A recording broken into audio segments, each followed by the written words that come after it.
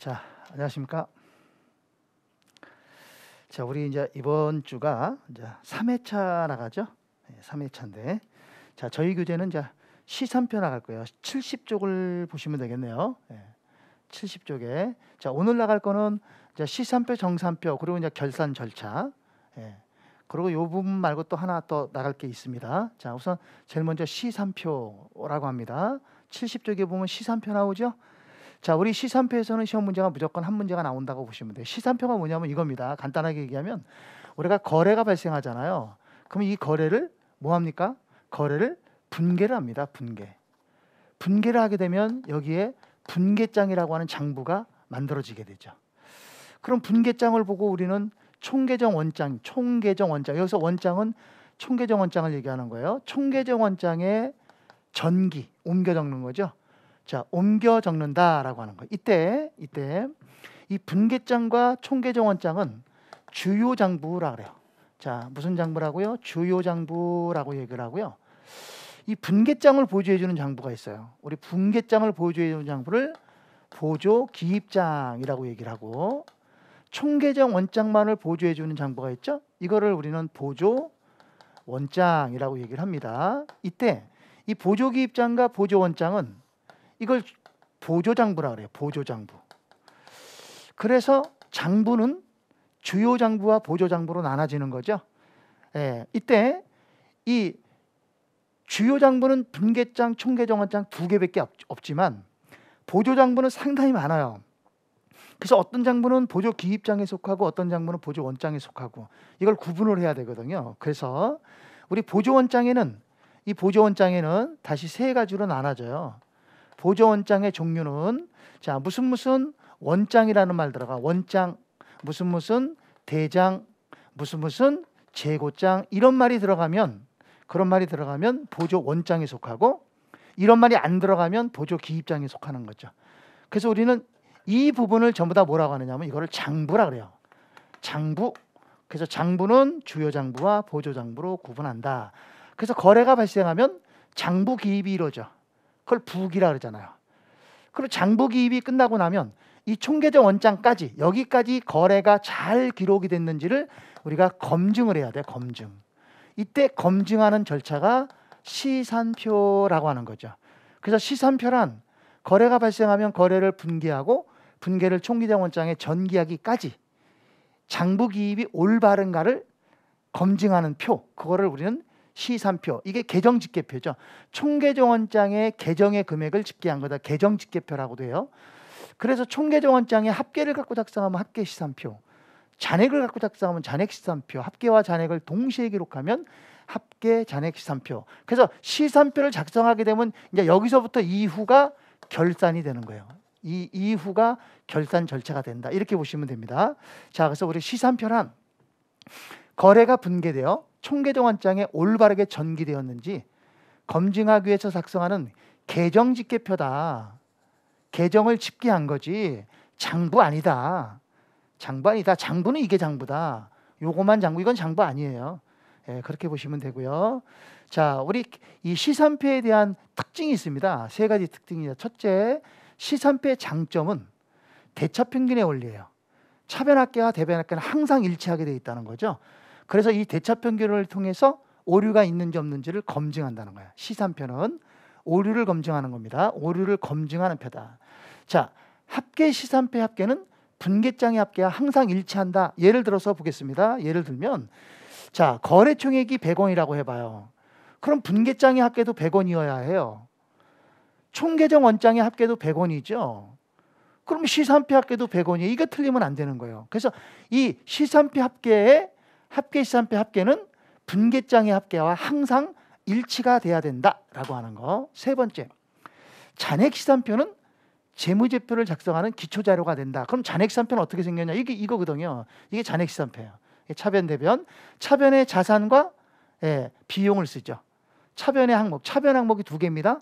자산과 비용 항목은 차변 항목이고, 대변 항목은 부채, 자본, 수익, 이렇게 세 가지 항목이죠. 차변 항목, 대변 항목. 이랬을 때 차변 합계가 100원이면 대변 합계도 100원, 이게 맞아야 돼. 이거를 우리는 뭐라고 하냐? 이거를 대차평균의 원리 그래요. 예, 그럼 차변합계는 100원인데 대변합계가 이게 120원이다 이 얘기예요. 그럼 차대가 합계가 안 맞잖아요. 차대가 합계가 안 맞는다는 얘기는 결국 이 장부 기입에 오류가 있었다는 거죠. 그러니까 우리가 그 오류를 발견할 수가 있는 겁니다. 무슨 말인지 이해가시죠? 예, 그래서 이 차변합계와 대변합계는 항상 일치하게 된다. 자, 이때 이 잔액시산표를 쫙 보면요, 이 차변과 대변을 이게 자릅니다. 보세요, 자릅니다. 이렇게. 네.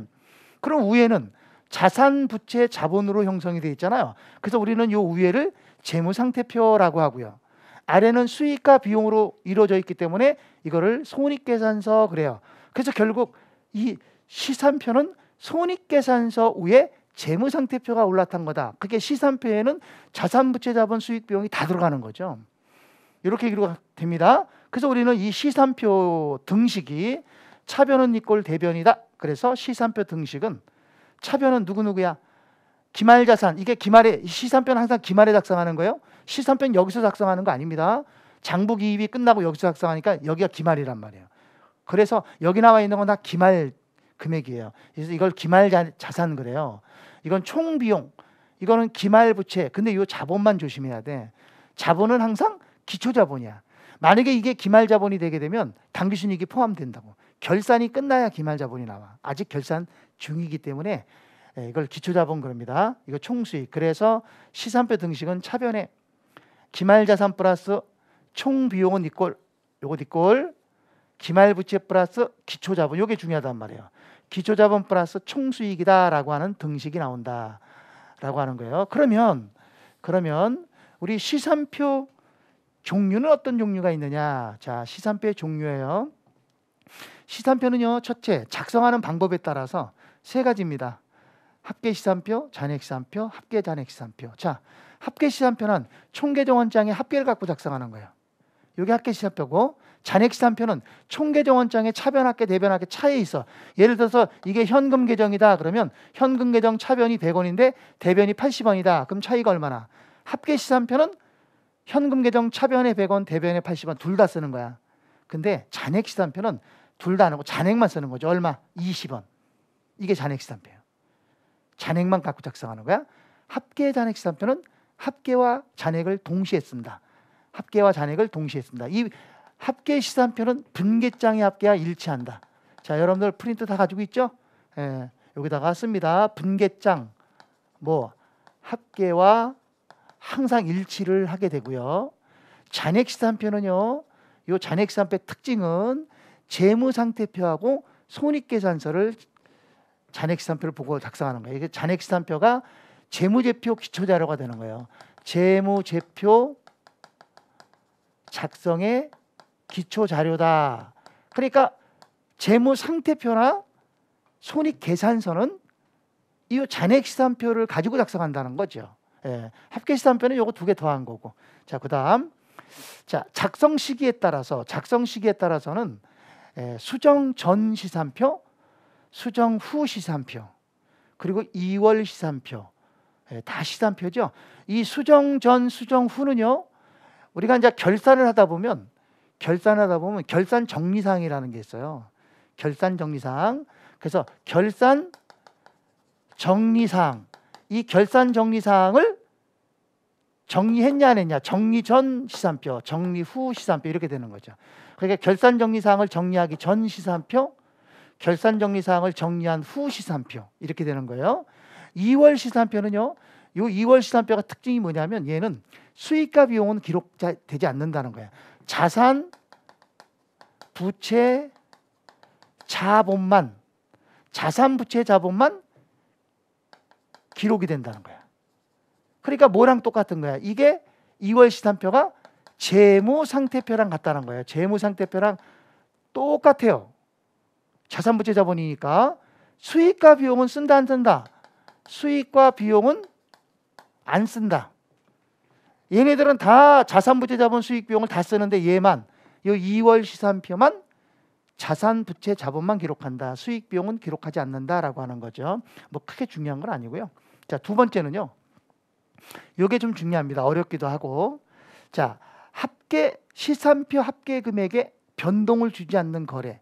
이게 무슨 말이냐면 우리 시산표는 이게 시산표잖아요. 차변 대변 시산표는 TB 그럽니다. 시산표. 이때 차변이 100원이면 대변도 얼마가 돼야 되죠? 100원이 되죠. 이게 대차평균의 원리잖아요. 그럼 차변의 항목은 누구 들어갑니까? 자산 들어가고 비용 들어가요. 대변의 항목은 부채 있고요. 자본 들어가고요. 그리고 수익 들어가잖아요. 그렇죠? 예, 이렇게 들어갑니다. 그런데 요 시산표 합계금액, 요 금액, 요 100원에 변동을 주지 않는 경우, 다시 말하면 이 합계금액에 영향이 없는 거래. 자, 우리가 거래가 굉장히 많아요. 거래가 굉장히 많습니다. 엄청 많습니다. 근데 이런 거래들은 전부 다 시산표 합계에 영향을 줍니다. 생각해봐요. 거래가 발생했는데 시산표 합계에 영향을 안 준다는 말이 안 되죠. 합계금액이 달라지는 건 당연한 거죠. 그런데 이 거래들 중에서 딱 두 개만, 요 합계금액에 영향을 주지 않아. 여기가 200원이 됐던 100원이 됐던 10원이 됐던 50원이 됐던 이 금액이 변하지 않는다는 거죠. 그러니까 우리는 요 두 개를 외우셔야 돼요. 알았죠? 시산표 합계에 영향을 주지 않는 거래는 그러면 딱 두 개입니다. 그게 누구냐면 소 그리고 선. 이렇게 앞대가리에 소자 들어가거나 선자 들어가는 거. 그런 이름은 여기에 시산표 합계에 영향을 안 준다. 알았죠? 그러면 소는 누구냐? 소는 소모품과 관련이 있는 거래. 그러니까 소모품 B, 소모품 또는 소모품 B라는 말이 나오면 요 시산표 합계금액은 변하지 않는다는 거예요. 합계금액 안 변합니다. 예, 그렇게 알고 계시면 돼요. 또 하나는 선이라는 거는요, 선급 선수를 말하는 거예요. 선급 선수. 그러니까 선수 수익, 선급 비용과 관련이 있는 거래. 선급 선수는 미경과분이라고 돼요. 이 선급과 선수는 미경과라는 말이 무슨 말일까요? 아직 날짜가 안 됐다는 거죠. 그러니까 예를 들면 날짜가 안 됐다는 얘기는 이런 얘기죠. 자, 이게 여기가 지금 현재라면 여기는 과거죠. 여기가 미래잖아요. 그러니까 이 선급 선수는 여기서 시작한다면 과거 것이 아니라 미래 거예요. 미래에 주고받아야 될 돈을 여기서 주고받았다는 거예요. 그걸 우리는 선급 선수, 미경과분이라는 거죠. 그러니까 선수는 아직 날짜가 안 됐는데 미리 받았다. 선급은 아직 날짜가 안 됐는데 미리 지급했다. 선급, 선수. 알겠죠? 그래서 수익이 미경과된다 그러면 선수라는 말을 써야 되고, 비용이 미경과됐다 그러면 선급이라는 말을 써야 돼. 예를 들면 보험료가 미경과됐다 그러면 이거 보험료는 비용이잖아요. 그럼 여기다가 선수 그러면 안 된다는 거예요. 비용이니까 선급 그래야 된다는 거죠. 이자 수익이 미경과됐다 그러면 여기다가 선급 그러면 안 돼요. 선수 그래야지. 이자 수익은 수익이니까. 그래서 비용은 선급이라는 말을 쓰고 수익은 선수라는 말을 씁니다. 이렇게. 자, 우리 요거 잠깐 정리를 좀 하고 가겠습니다. 이거는 잊어먹으니까 우리가 바로 문제로 확인을 좀 하고 가야 돼요. 어디 보시냐면 저희 문제 교재 90쪽입니다. 자, 90쪽에 21번 보세요. 자, 90쪽 21번에 보면 이게 아주 오래전에 나오긴 했는데 한번 읽어볼게요. 다음 사항을 수정분개했을 때 잔액 시산표의 합계 금액을 변동시키지 않는 항목. 그렇게 시산표 합계 금액을 변동시키지 않는다는 거예요. 그럼 누구 찾으면 돼? 소자나 선자 찾으면 돼요. 1번부터 5번까지 쭉 읽어가면서 소자 들어가는 거, 선자 들어가는 거. 2번 보세요. 뭐라고 되어 있어요? 보험료 중 기간 미경과, 밑줄 치고 미경과 선급 비용을 인식했다 그랬잖아. 보험료가 비용이니까 비용이 미경과되면 선급이잖아요. 그래서 선급 보험료를 인식했다. 선급 비용. 이게 답이죠. 소선. 그럼 나머지 2번 빼는 나머지는 전부 다 시산표 합계 금액에 영향을 주는 거야. 더하기 됐던 빼기가 됐던 영향을 준다. 다시 한 문제 더 보겠습니다. 어디 보냐면 한 장 뒤로 넘어와서 92쪽에 25번. 자, 25번에 한국의 수정 전 시산표 합계는 80만 원이다. 다시 말하면 여기가 80만 원이라는 얘기예요. 차변 합계와 대변 합계는 80만 원이다. 그런데 다음 사항을 수정한 후에 시산표 합계는 얼마가 되겠냐 이 소리예요. 그럼 다음 박스에 보면 거래가 4개 있잖아요. 그럼 4개의 거래 중에서 이 합계 금액에 영향을 주는 거래가 있고 영향을 주지 않는 거래가 있다는 거죠. 그래서 우리는 영향을 주지 않는 걸 지우는 거예요. 그럼 누굴 지워야 돼? 소선. 자, 보세요. 첫 번째, 임대료, 밑줄쳐 임대료. 임대료는 수익이야. 임대료는 수익이 받은 거니까 미경과, 그러니까 수익이 미경과 됐으니까 이름이 뭐야? 선수. 이게 선수 임대료라고요. 그럼 이거는 지워. 12,000원 X. 그 다음에 옆에 소모품 미경과 미사용 소자 들어갔으니까 X. 소선 X. 그러면 손상차손. 이거는 소선이 아니잖아요. 미수 이자 이것도 소선 아니잖아요. 그러면 결국 영향을 주는 금액은 2만 원하고 3만 원이거든요. 그럼 차변에 2만 원, 3만 원 더하면 5만 원이잖아. 그러니까 차변에 5만 원, 그러니까 85만 원, 대변에도 85만 원. 그래서 답은 85만 원이 되는 거죠. 합계 금액이. 자, 다시 하나 문제를 보겠습니다. 자, 95쪽에 보면 30번 보세요. 95쪽에 30번 보시면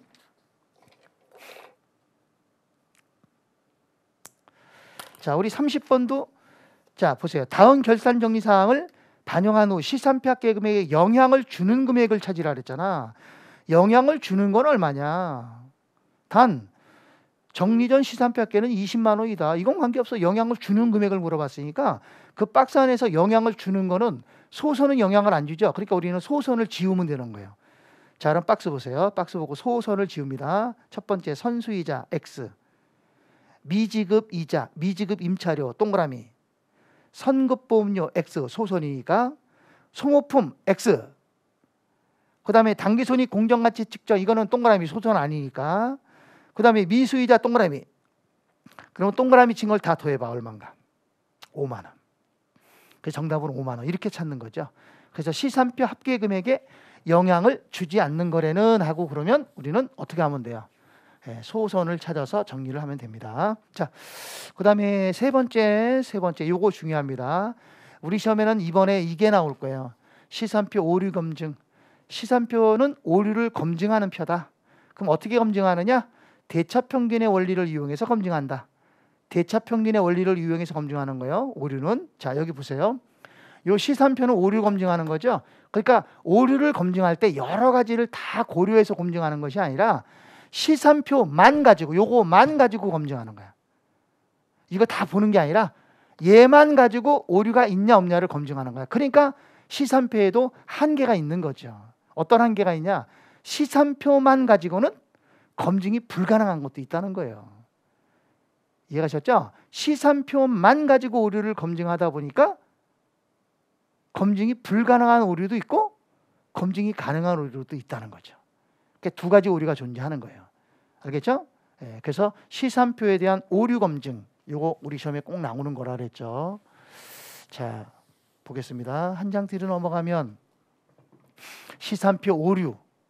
자, 아까 제가 금방 그랬죠. 시산표만 요거만 가지고 오류를 검증하기 때문에 시산표만 가지고 오류를 검증할 수 없는 게 있다, 불가능한 게 있다 했잖아요. 그래서 시산표만 가지고 모든 오류를 에듀윌 유료 회원만의 명품 교수 서비스.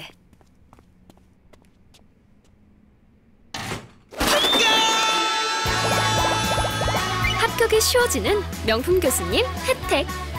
오직 에듀윌 유료 회원에게만. 에듀윌. 검증할 수 있는 것은 아니다. 그게 정확한 거야. 시산표는 모든 오류를 검증할 수 있다. 그럼 그건 틀리는 거예요. 자, 그래서 봅니다. 시산표를 통해서 모든 오류를 발견할 수 있는 것은 아니다. 첫째, 발견할 수 있는 오류. 그럼 발견할 수 있는 오류는 뭐냐? 간단하게 얘기하면 발견할 수 있는 거는요. 이겁니다. 보세요. 이게 시산표잖아요. 이게 시산표예요. 그러면 차변의 금액이 있고요. 대변의 금액이 있어요. 이때 차변 금액과 대변 금액은 항상 일치가 돼야 돼. 여기가 100원이면 여기도 100원이 돼야 돼. 그럼 발견할 수 있는 오류는 요 금액이 틀리면 발견할 수 있는 거예요. 그래서 시산표 합계가 뭐 되면 불일치하면, 다시 말하면 차변은 100원인데 대변은 90원이다. 그럼 차대가 안 맞잖아. 그러면 시산표 통해서 발견할 수 있는 거예요. 무슨 말이겠죠? 자, 그걸 얘기하는 거예요. 그런 건 어떤 것들이 있느냐? 첫째, 시산표 합계 금액이 불일치한 경우다. 두 번째는요, 분계나 전계할 때 차대변의 금액이 다르다. 분계나 전기를 할 때 금액은 10원인데 그럼 차변에 10원, 대변에 10원 이렇게 해야지 정상이잖아요. 근데 차변엔 10원, 근데 대변에는 100원 그랬다는 거야. 차변합계와 대변합계가 틀리게 전기되거나 틀리게 분계를 했다는 거야. 그러면 여기 합계 금액이 안 맞지.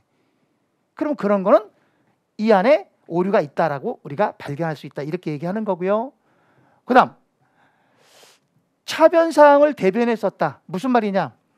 분계를 할 때 차변에 전기해야 되는데 대변에 전기했다는 거예요. 그러니까 차변에다가 100원 그래야 되는데 차변에 안 하고 대변에다 100원 그랬다는 거예요. 그럼 이거는 안 맞죠. 차대가. 그렇죠? 그럼 이런 경우도 발견할 수가 있다 하는 거예요. 그래서 시산표에서 발견할 수 있는 오류는 그러면 그냥 머릿속에 딱 생각해. 아, 차대변이 안 맞는구나. 그러면 이게 틀렸구나. 그럼 발견할 수 있다. 알았죠? 그렇게 보시면 되고, 이 오류를 찾는 방법이 있죠. 오류가 생겼으니까 찾아야 되잖아요. 어디서 오류가 생겼는지를 우리가 알아가야 되죠. 그럼 오류가 어떻게 해서 오류가 생겼을까요? 보세요. 오류가 생긴 이유는요. 거래를 분기하고 분계장에 기입하고 전기해서 총계정 원장을 보고 시산표를 작성하고 이렇게 했는데 여기 와서 오류가 생긴 거 아니야? 그죠? 그럼 그 오류를 찾을 때 처음서부터 다시 한다? 그러면 안 돼요. 그렇게 하는 것이 아니라 거꾸로 찾는 겁니다. 역으로. 자, 시산표 자체를 검증하는 거야. 시산표 차변화 대변의 금액이 정확한가? 그 다음에 원장에서 총계정 원장에서 시산표로 옮겨 적는 걸 이기라 그래. 이기. 검증하는 걸 이기. 다른 곳으로 이 다를 리자 이게 옮길 리자. 자, 그래서 이기를 똑바로 했는지. 여기서는 100원인데 여기서는 110원이라고 할 수도 있잖아요. 그리고 세 번째는 원장을 검증한다. 네 번째는 전기를 검증한다. 마지막 다섯 번째는 분계를 검증한다. 이렇게 검증하는 거예요. 순서로. 자, 순서는 어떻게 한다고요? 찾아가는 순서는 시산표가 1번, 이기가 2번, 총계정 원장을 검증하는 게 3번, 전기를 검증하는 게 4번, 분계점을 검증하는 게 5번. 끝. 이렇게 검증하는 거예요. 시산표를 검증하는 거는 역으로 검증을 한다. 이렇게 보시면 되고요. 자, 그 다음에 두 번째, 시산표에서 발견할 수 없는 오류가 있어요. 그건 뭐냐면 이거죠. 시산표 차변합계가 100원인데 대변합계도 100원이에요. 그러면 쭉 했는데 여기도 100원, 여기도 100원 나왔다는 거예요. 그러면 시산표 차대변이 맞았으니까 장부에 오류가 없다 이렇게 생각할 거 아닙니까? 그렇죠? 보세요. 총 거래는 100원, 100원, 100원이야. 그럼 시산표 작성했을 때 여기도 100원이라고 나와야 되잖아. 근데 시산표 작성해 보니까 시산표는 차변에 110원, 대변에도 110원이라고 돼 있단 말이야. 110원, 110원이라고 나온 거야. 그랬더니 어떤 사람 뭐라 하는지. 그러면 이거 보면 여기 보면 알지 않냐 이거지. 틀린 거. 이거보다 알고 아니. 그러니까 제가 아까 그랬죠. 서두에 뭐라 그랬어요.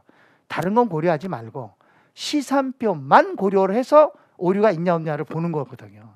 그럼 요거만 보면, 얘는 보지 말고 요거만 보면 차변합계 대변합계가 일치했잖아. 에? 차변 대변이 일치했잖아. 그러면 이 시산표, 이 장부기입에 오류가 없다라고 생각한다는 거죠. 그런 오류는 우리가 시산표를 가지고는 발견할 수가 없다는 얘기예요.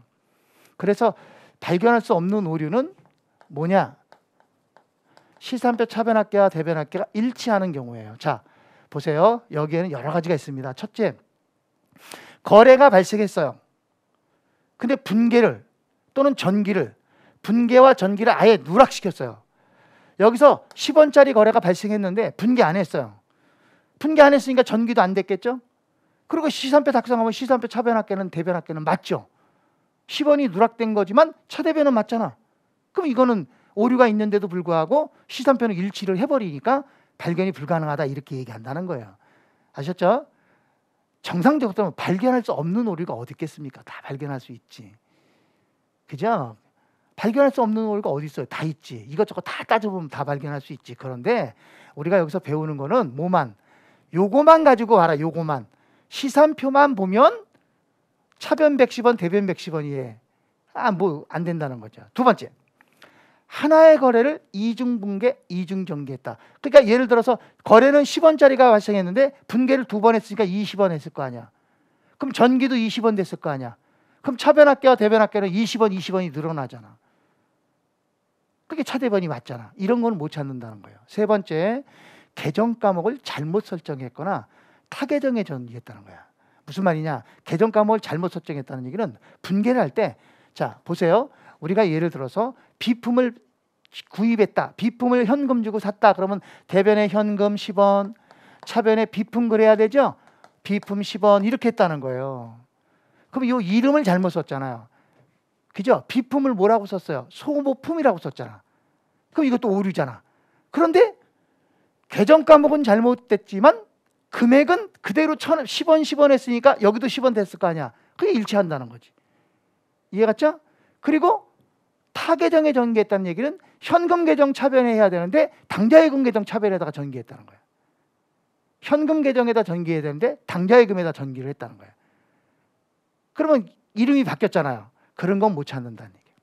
알았죠? 금액이 틀려야 찾지 이름이 틀리면 못 찾아요. 자, 그 다음 분계 또는 전기를 할 때 서로 다른 금액을 차대변에 썼대. 무슨 말이냐? 실제로 거래된 거는 100원이야. 차변에 100원, 대변에 100원. 이게 정상이야. 이렇게 하는 게 정상이거든. 됐죠? 근데 분계를 할 때 어떻게 했냐? 차변에 10원, 대변에 10원 이렇게 했다고요. 그럼 이거 잘못됐잖아요. 근데 잘못됐어도 차변에도 10원, 대변에도 10원 그랬으니까 차대는 맞잖아요. 일치하잖아. 그죠? 그러면 이런 경우에도 오류인데 찾을 수가 없다는 거예요. 합계가 일치해버리니까. 요 얘기하는 겁니다. 그 다음에 오류가 우연히 상계됐다. 차변과 대변에 있는 오류가 서로 우연히 상계가 됐다. 그런 경우에는 찾을 수 없다. 이렇게 보시면 됩니다.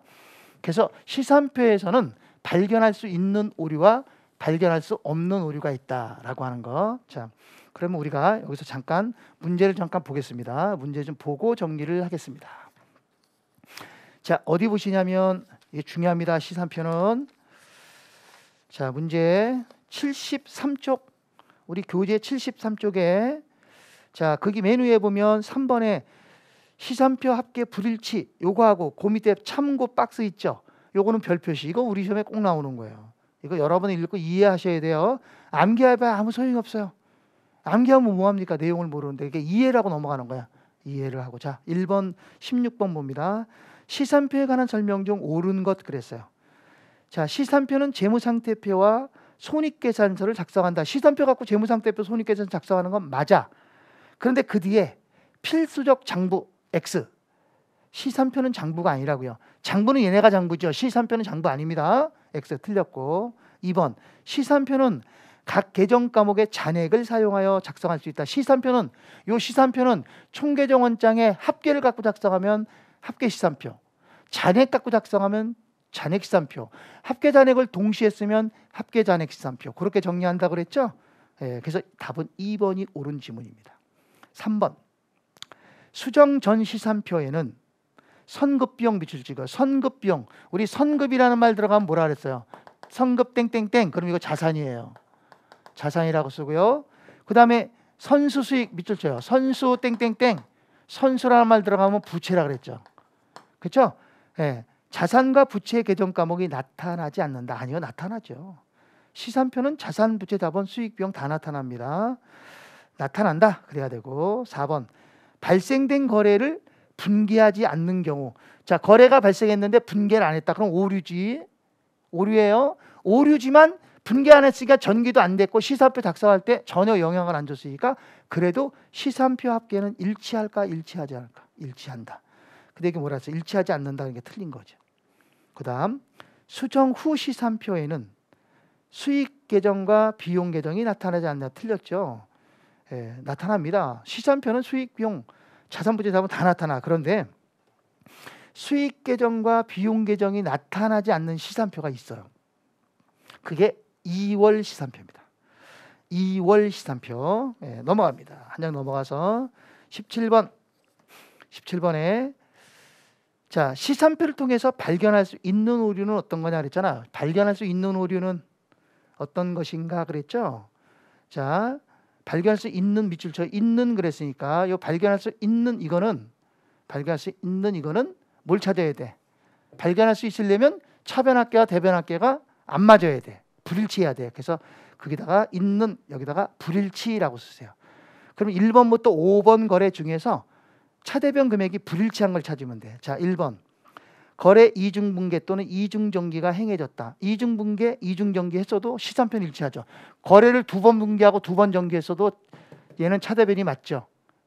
두 번째, 거래 분계 시 계정 과목을 잘못 선택했대. 분계할 때 비품이라고 해야 돼. 근데 뭐라 그랬어? 소모품 그랬다는 거야. 금액은 똑같이 쓴 거죠. 그렇다 하더라도 시산표는 일치하죠. 그죠? 예. 그 다음 3번, 실제 거래 금액과는 다르지만 대차 동일한 금액을 전개했대. 실제 거래 금액 밑줄 치고 거기다 100원 써. 실제 거래 금액은 100원이야. 그런데 대차 동일한 금액에는 110원이라고 써요. 그러니까 100원으로 분개해야 돼. 차변 대변에 100원, 100원 이렇게 해야 되는데 우리가 분개할 때 110원, 110원이라고 했다는 거예요. 그럼 차대변이 금액이 일치하잖아요. 그리고 분개하고 전개하면 그래도 시산표는 차변합계와 대변합계가 일치하게 되겠죠. 그래서 이것도 발견할 수 없는 오류가 돼요. 4번, 거래가 행해지지 않았다. 거래의 분개가 행해지지 않았다. 분개 안 했으면 전개 안 했을 거니까 시산표는 영향을 안 받지. 차대변 일치하죠. 자, 그럼 5번이 답인데요. 해당 계정 대변에 전개할 것을 차변에 전개했다. 대변에다 써야 되는데 차변에다 썼다. 그럼 대변 금액은 적어지고 차변 금액은 커지죠. 그럼 차대가 안 맞죠. 그럼 이런 경우에는 어떻다? 발견할 수가 있다라고 하는 거죠. 자, 우리 뒤로 가서 몇 문제를 더 보겠습니다. 어디 보시냐면 88쪽이에요. 88쪽.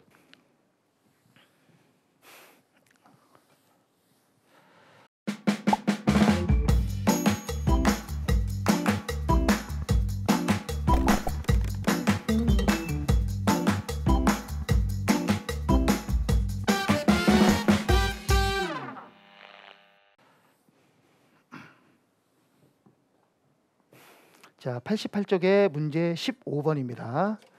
자, 문제 15번에 자, 수정 전 시산표에 관한 설명으로 옳지 않은 것 그랬죠?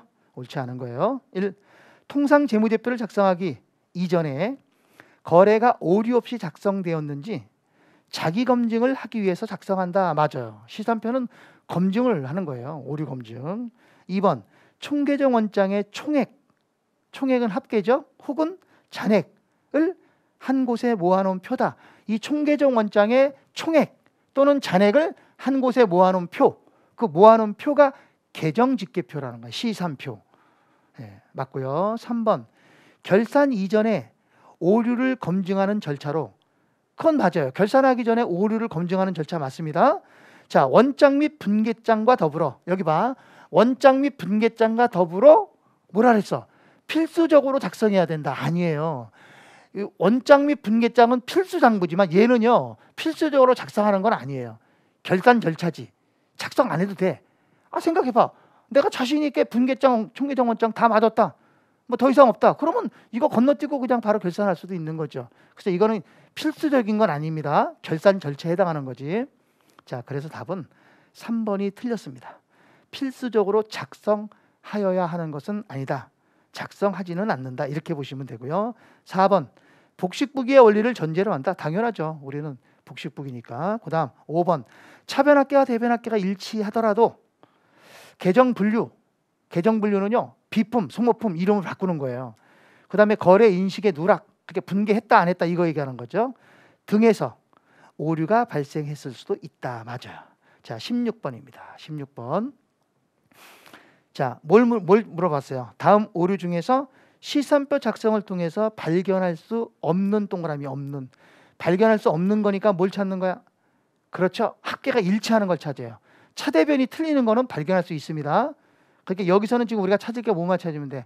차대변이 일치하는 걸 찾으면 되는 거야. 그러니까 발견할 수 있냐 없냐 이거를 판단할 때는 차변합계와 대변합계가 맞냐 틀리냐 이걸 보면 되는 거야. 그래서 이거는 일치를 찾으면 되는 거야. 1번, 10만 원의 상품을 현금으로 매입하고 거래에 대한 분개는 했으나 여기서 10만 원 매입하고 분개는 했는데 총계정 원장의 전기가 여기서부터 딱 끊어졌다는 거야. 그리고 시산표 했으니까 시산표는 차대변이 맞지. 그러니까 답은 1번이죠. 1번이 발견할 수 없는 오류가 됩니다. 그럼 나머지 2, 3, 4, 5번은 다 발견할 수 있다는 거예요. 그러면 차대변이 안 맞는다는 거죠. 확인 한번 하겠습니다. 2번, 자, 10만 원의 매출 채권을 회수했어요. 그리고 현금 계정 차변에, 맞아요. 그럼 매출 채권 계정은 대변에 써야 되는데 차변에 그랬잖아. 그럼 둘 다 차변에 썼다는 거 아니야. 그러면 안 맞지, 차대가. 그래서 틀렸고. 3번, 10만 원의 매출채권을 회수에 대한 분개를 했어요.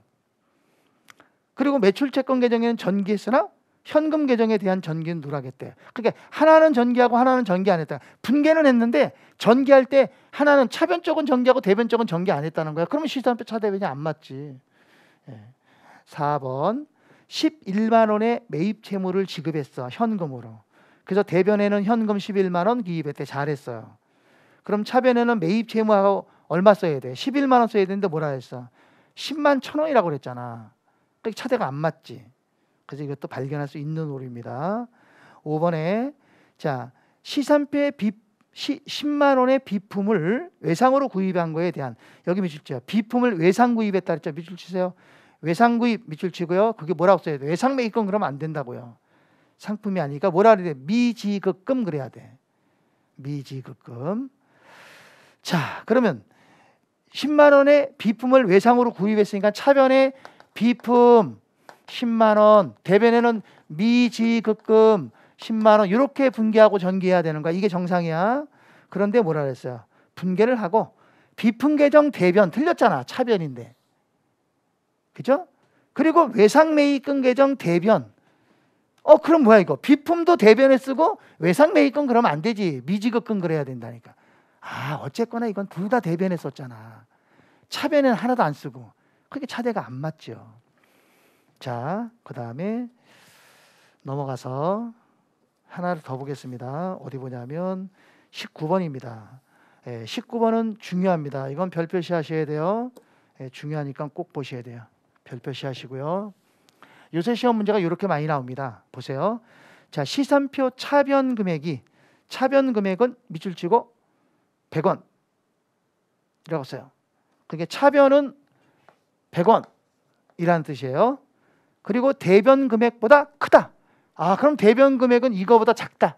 90원 이랬다는 얘기죠. 그게 오류가 차변과 대변의 금액이 어떻게 차이가 난다는 거죠. 그럼 이런 오류는 발견할 수 있는 오류야, 발견할 수 없는 오류야. 발견할 수 있는 오류가 되죠. 발견할 수 있는 오류가 됩니다. 그래서 여기서는 지금 뭘 찾는 거야? 발견할 수 있는 걸 찾으라는 거예요. 근데 어떻게? 발견할 수 있는데 어느 걸 찾으라는 거야? 차변 금액이 큰 걸 찾아라 이거예요. 대변 금액이 큰 거 말고. 알았죠? 그게 차변 금액이 대변 금액보다 크게 나타나는 오류를 찾아라. 그럼 어쨌거나 차변 대변의 금액이 일치하지 않았다는 거 아니에요. 그러니까 이거는 발견할 수 있는 오류를 찾는 거예요. 자, 근데 차변이 큰 걸 찾는 거야. 1번. 건물 취득에 대한 회계 처리를 누락했대잖아. 누락. 거래를 누락했대. 그럼 이거는 발견할 수 없죠. 발견할 수 없는 거래요. 누락됐으니까 여기 분개가 누락됐으니까 시산표 일치하잖아. 발견할 수 없다. 두 번째. 차입금 상환에 대한 분개를 했대. 차입금을 갚았다는 거야. 어떻게 해야 돼 분개? 차입금을 갚으면 대변의 현금이라는 자산이 감소하고 차변에는 단기 차입금이라는 부채가 감소하죠. 이렇게 분개하는 거야. 상환을 했을 때는. 그런데 차입금 계정에는 전기했으나 예를 들어서 우리가 이 금액을 100원이라고 합시다. 100원이라고 한번 해봐 그냥. 근데 뭐라 그랬어요? 분개한 후 차입금 계정 여기는 전기했으나 그죠? 현금 계정에는 전기를 누락했다. 그럼 어떻게 돼? 차변에는 전기했고 현금은 누락했으니까 차변에는 100원이고 대변에는 빵원이잖아. 그럼 차변 금액이 대변 금액보다 크잖아요. 그래서 답은 2번이 답이 되는 거예요.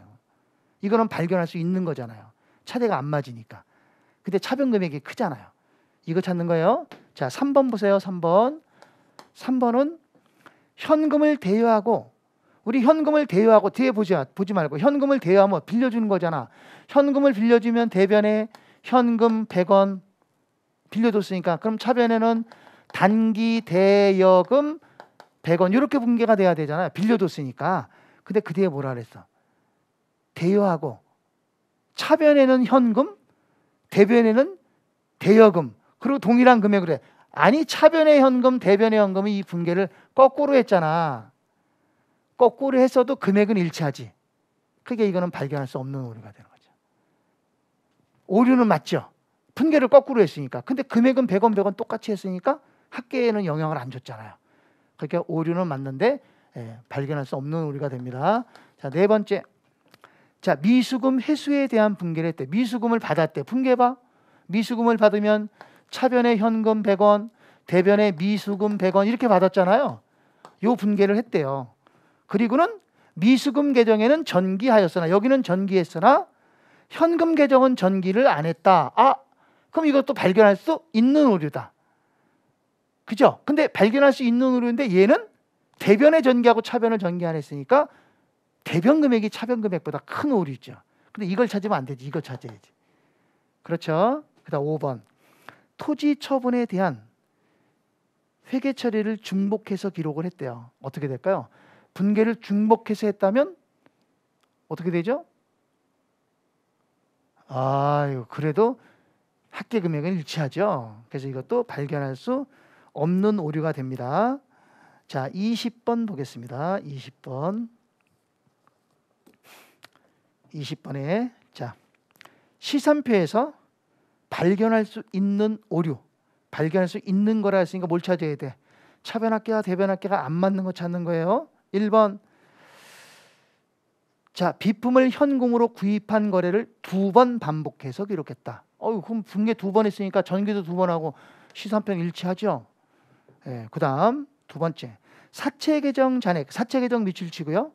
사채 계정은 대변이에요. 부채니까. 미출자 쓰면 부채라고 써요. 사채는 부채입니다. 잔액을 기타 포괄손익 공정가치 측정 금융자산 미출처요. 자산은 차변이에요. 차변에 기입했대. 무슨 말이냐? 자, 이게 시산표면 요거 자산, 부채, 자본, 수익, 비용 이거거든요. 근데 사채는 여기다가 써야 돼요. 여기다가. 부채니까. 근데 여기다가 안 쓰고 자산에다 썼다는 거야. 여기다 이렇게 썼다는 거야. 여기 안 쓰고 여기다 썼다는 거야. 그럼 차변합계와 대변합계가 틀리지. 어느 변이 커? 당연히 차변 금액이 대변 금액보다 크게 되죠. 그러니까 이거는 발견할 수 있는 오류가 돼요. 자, 그다음 세 번째. 건물 계정 잔액을 투자부동산, 건물 미출치고 투자부동산 미출쳐요. 이름이 다르죠? 건물 계정을 투자부동산이라고 이름을 잘못했다는 거예요. 그럼 이거는 아까 뭐라 했어요? 이름이 틀리는 것은 시산표 통해서 못 찾는다 그랬잖아요. 시산표는 금액만 갖고 찾는 거기 때문에 시산표에는 한계가 있다. 오류를 발견하는 데 있어서 한계를 가진다. 이름이 틀리면 못 찾는다. 그래서 건물 계정을 투자부동산으로 썼다. 그러니까 틀리는 거야. 잘못 쓴 거야. 건물 계정도 자산이고 투자부동산도 자산이야. 그러니까 자산에서 자산으로 오류를 했기 때문에 합계에는 영향을 안 주죠. 그 다음 네 번째. 개발비 계정 잔액, 개발비 미출치고요. 이거 자산이에요. 개발비 자산입니다. 자, 개발비 계정 자산 잔액을 연구비 계정 차변에 썼다. 보세요. 자산이면 여기다가 써야 되거든요. 여기다가 써야 되는데 연구비, 비용 여기다가 썼다는 거야. 여기다 안 쓰고 여기다 썼다는 거야. 여기다 쓸 걸 여기다 썼어도 합계에는 영향을 안 주잖아. 그죠? 그러니까 이거는 발견할 수 없는 오류가 되고요. 5번. 매입 채무를 현금으로 지급한 거래에 대한 회계 처리가 누락됐다. 거래가 발생됐는데 뭐 했어? 분개를 안 했다. 그러니까 어떻게 된다? 분개를 안 했으니까 시산표는 그냥 일치한다. 이렇게 보시면 되겠죠? 자, 저희는 여기까지 하고요. 여기까지 하고 잠깐 쉬었다가 우리 74쪽 잠깐 볼까요? 74쪽에 보면 정산표라고 나오죠? 74쪽에 정산표. X. 정산표는 시험 문제 나오는 거 아니에요. 그건 이론적으로 그냥 있는 거예요. 그냥 읽어보지 않아도 됩니다. 이거는. 그냥 X 이건 안 나오는 거니까. 자, 그럼 75쪽에 결산 나오나요? 자, 우리 결산 부분 조금 쉬었다가 결산 부분을 나가는 걸로 그렇게 하겠습니다. 잠깐 쉬겠습니다. 주택관리사 합격! 에듀윌